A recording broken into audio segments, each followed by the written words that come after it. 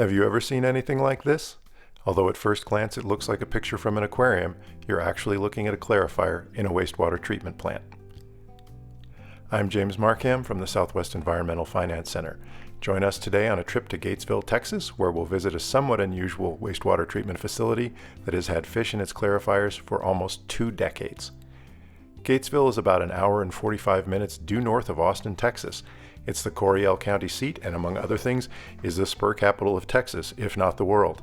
It's also got a great auditorium with wonderful murals and truly is the heart of the county.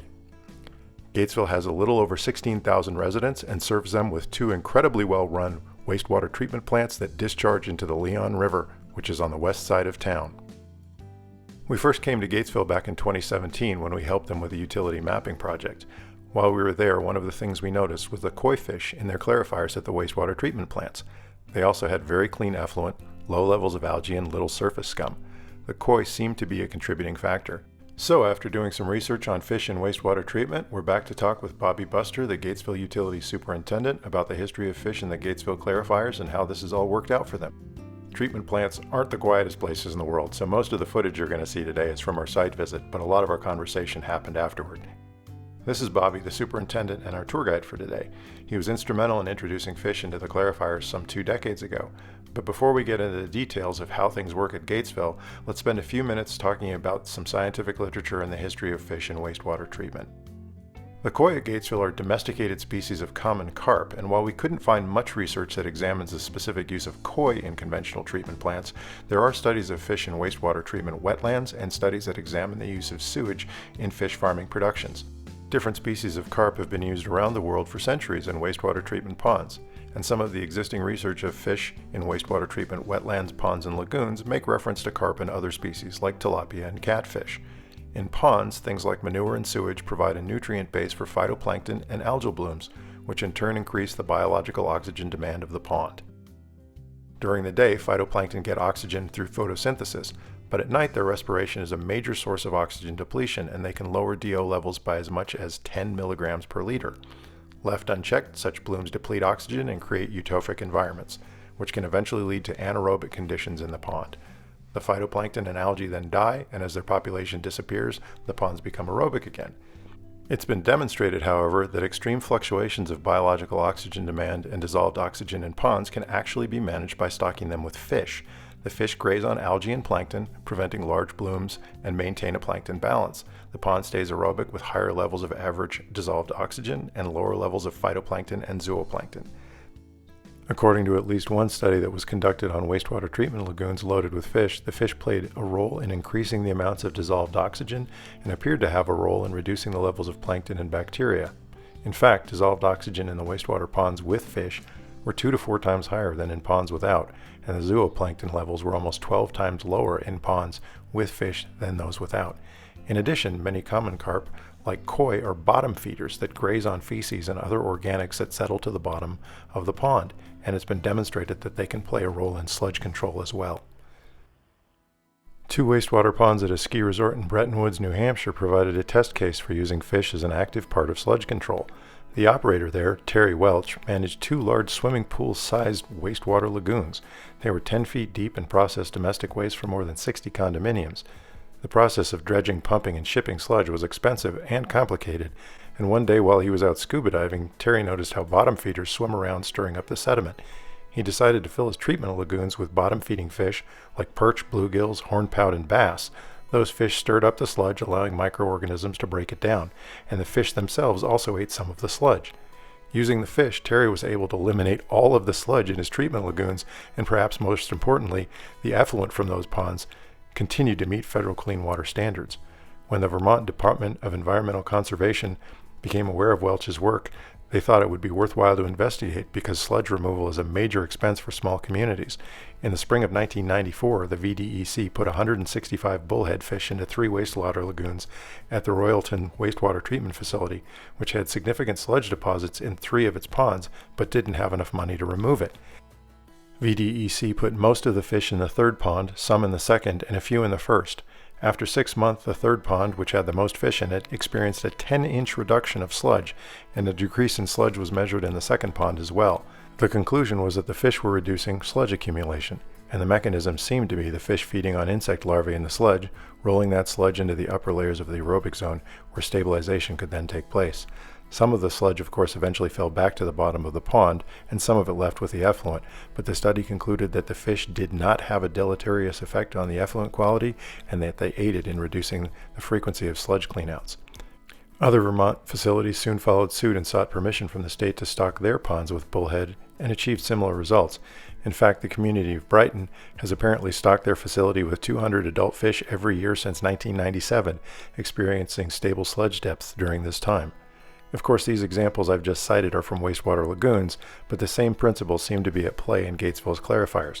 One major difference is that the fish in the Gatesville clarifiers seem to be self-sustaining. As we'll hear from Bobby, fish were introduced and then let be. The operators don't feed the fish, and although the population initially grew, it's stabilized and requires very little attention. So now that we've had a little background on what fish can do in a wastewater treatment facility, let's go back to Gatesville and talk to Bobby about what's going on there. Hi, Bobby. Thanks for joining me today. I appreciate you taking the time out to talk to us a little bit about fish in your facility. Hey, James, how are you? Yeah, doing pretty good. Let's start with a little bit of background about you.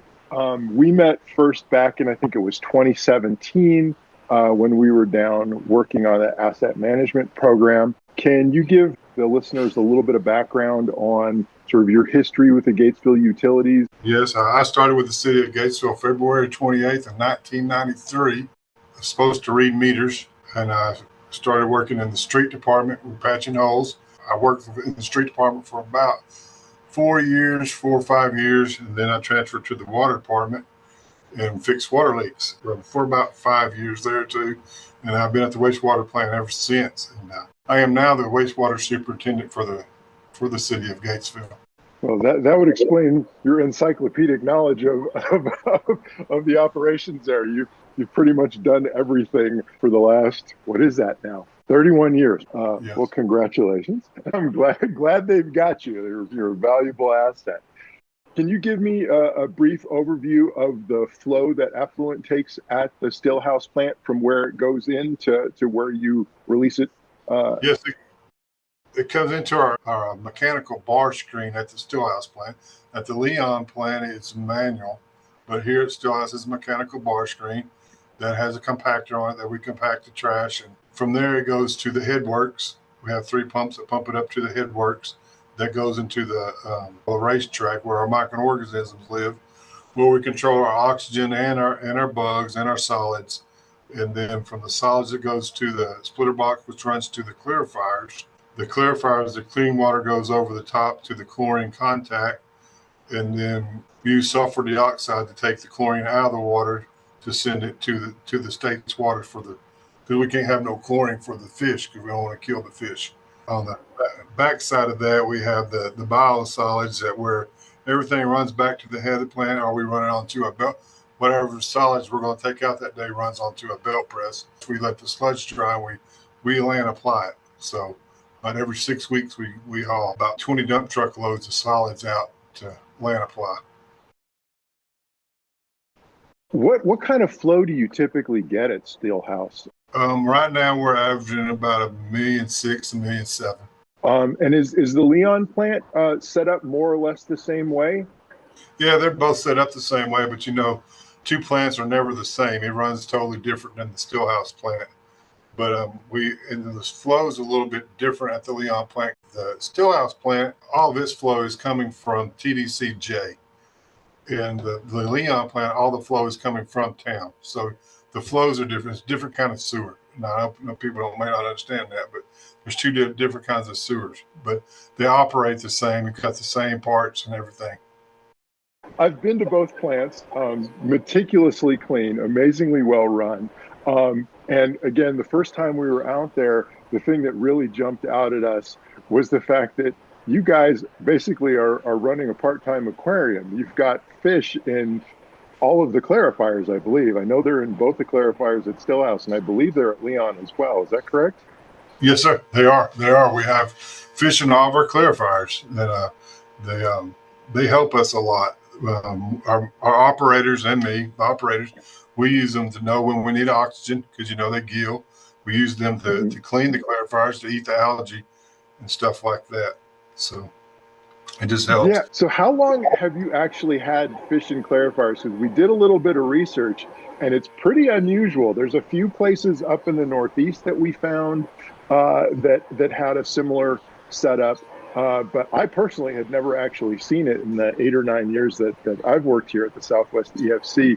So can you give me a little bit of the background about when the fish first went in and what prompted that, for lack of a better word, experiment? Yes, sir. What prompted it was that, we have our permit, our state permit requires us to do a biomonitoring test. And we failed our biomonitoring test. So me and the operator at the time and my supervisor at the time, because I was just a chief operator then, came up with the idea of putting fish in clarifiers. So we did. And it's worked amazing. And it happened, I guess, around, not real good sure on the date, but about 2005, 2006, somewhere around in there. So, all right. So almost 2 decades. yes. People we bought them from said they would not reproduce in there because they couldn't lay their eggs. But that's definitely a lie because they have reproduced. Yeah. Well, I noticed there are a lot of fish in there. How many did you guys put in? And was it all the same kind of fish or did you try out different species? We have tried out some different species. We used goldfish. We had tilapia. But the koi has been the main one the whole time, and that's just what we stuck with there. It's just what my supervisor at the time, it's what he liked was the koi. So, and that's what we could get our hands on at the local fish farm was the koi. So that's what we started using, and we started with about 500 is what we started with. So okay. Okay, so 500 in each clarifier or spread amongst all of them? 500 within all the clarifiers. So. And how many fish do you think you have now?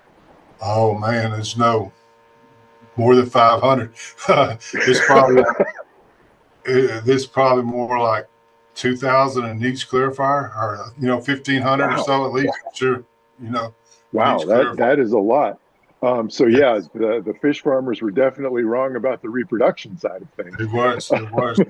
We also used the Shiner minnows, which the Shiner minnows, they get to a certain age where they pass away. But the Shiner minnows work really good for us for like the grease balls and stuff that people experience. And you have the little grease balls or the little bloodworm and stuff like that. And Shiner minnows eat all that. And to the state, that's all a TSS. So they're saving us on our TSS and our BODs. So interesting, yeah. And I've noticed, I've seen your guys' lab results, and your effluent is really, really clear. Yeah. And as far as I know, you haven't missed a test in years. So, no. Do you actually have to feed the fish at all, or is that just completely self-sustaining? We don't feed them at all. They're self-sustaining. They take care of themselves. So, right. So while we were there, we noticed one unfortunate fellow who had jumped over the top. I'm assuming, you were mentioning that the minnows, reach a certain age and then pass away. And I'm assuming that must happen with a koi, although I know they have the ability to live for a very, very long time. Yeah, the koi can live for a very long time, 100 years. Now the koi get happy and they jump over into the weirs and they get flushed down into the chlorine contact, and then the chlorine will get them. But that don't happen very often unless they're spawning.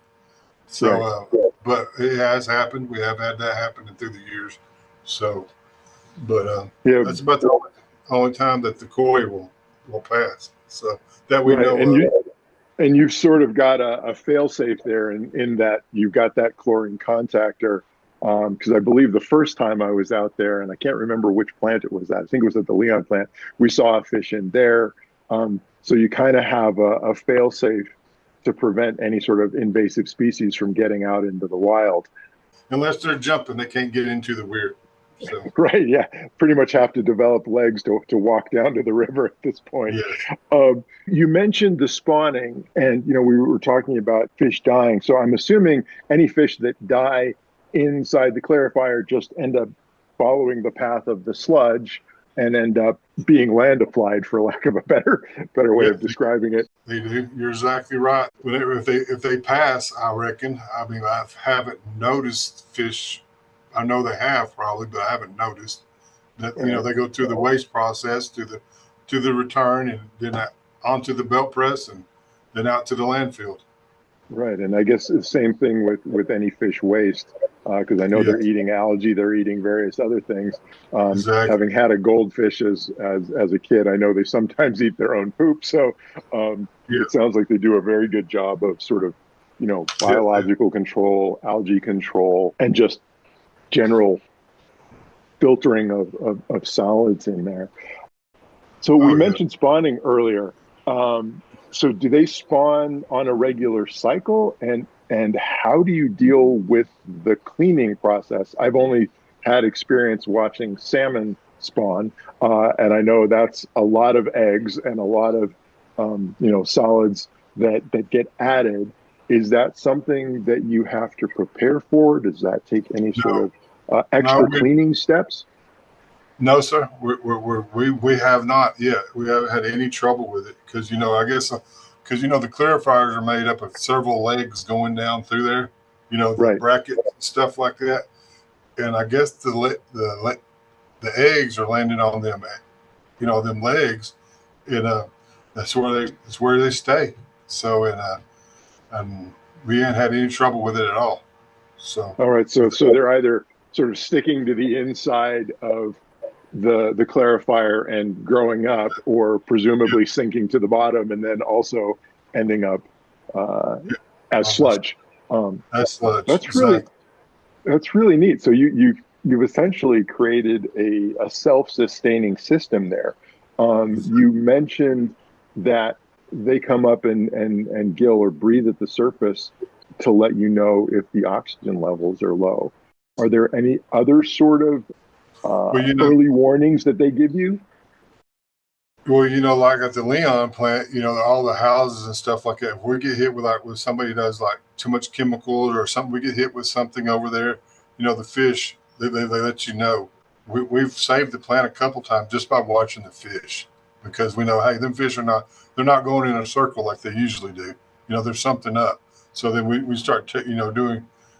We'll get our lab guy to do some tests, and sure enough, we got hit with some diesel or something like that, or some oil or somebody, or a drug house flushed a bunch of meth down the drain, or something Oh like wow! that.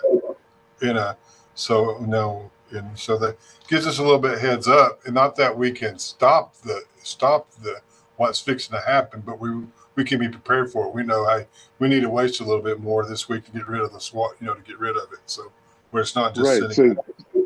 it's kind of like the old canary in a coal mine situation. You don't Exactly. necessarily know why they're feeling poorly, but the fact that they are feeling poorly lets you know that something's up, and you need to Exactly. investigate. Um, Exactly. We kid with the guys around here, because whenever there's a storm brewing, the barometric pressure drops, so the air drops, so the fish start. We say, "Yep, it's really fixing to rain." So you got your own weather station as we well. got our own That's weather station. great. We know that. Hey, yeah, it's fixing to rain. So Oh, that is really cool. So do you ever have to, take the clarifiers down for repair or cleaning? And then if so, what do you do with the, 1,500 fish that are sitting in there? Have you ever had to drain any of them? yes, sir, we have, and it's a lot of work. It's a lot of work that makes you wish not to have fish that day. Because it's lots of work. We use nets and we catch them, and because we have several clarifiers. We just catch Right. we take one clarifier down at a time. So we'll catch them out of that clarifier, put them in another clarifier, and put them back. And that's how we do it. We just transfer them to another clarifier. So Gotcha. Yeah, and they are quite large, so a yes, little extra crowding yeah, isn't going to hurt them too much. Um, exactly. so I have to ask, is the state aware of the fact that you have fish in your clarifiers? And Yes, sir. what's their take on it been? I guess they're amazed with it. They like it. I guess they've never have said anything. That's the reason they want to come out here and look. They want to see the fish. So It's just like little mini tourist attraction. Yeah, unless it's a new inspector, but the inspector we have has been there for 20 years. So Right. They're very used to our fish. So they always that's the first thing they do before they don't even come in the office. They go straight to the clarifiers and look at the fish. So Yeah, it's almost like they can go down there and see you. Oh, fish are okay. Everything must be fine. exactly. So Have any other systems around you become aware of your operations? Has anybody come to visit or, tried to implement something similar? Yes, I believe so. The city of Hamilton and the city of Event both have come out and looked. I don't know that they have implemented it or not, but I know they've came and looked, witnessed it. We used to have wastewater classes out here. We've had wastewater classes out here, and operators from everywhere come around then, and they see it. So I don't know if anybody's has tagged on with that or not. So Yeah. So I'll be, curious to see whether the state of Texas sort of gloms onto this over time and starts making recommendations. We thought it was a great idea, and the results kind of speak for themselves, which is why we're doing this video, because we really wanted to kind of get the word out. Are there any downsides that you can think of other than the one you mentioned about having to transfer fish during cleaning? That is the only downfall to the fish is that the transfer whenever we have to take a clarifier down to to inspect it or something like that. It adds work. It adds a lot of work. It's a good thing though, because they save us a lot of work during the year, so that we don't because the algae growing on the rake, that weight, it's weight on your motor and on everything else that they take off that you're not using, so because they keep everything clean, and all the algae on the wet well, the center well that's coming up, they keep all that clean, and that's just letting that motor run easier and better, because it's not having to pull that weight of that algae. So interesting. They're basically part of your maintenance crew too. Exactly. So let's see. We've got tourist attraction. They're the local weatherman. They're the early warning system, and they're part of the maintenance crew. And you don't have to feed them, which is pretty amazing. Exactly. If we could just get kids like that, we'd be all right, wouldn't we? So. Indeed. Well, I really appreciate you taking the time to talk to us about this and touring us around the plant and sending all the pictures. Is there anything you'd like to add before we sign off here?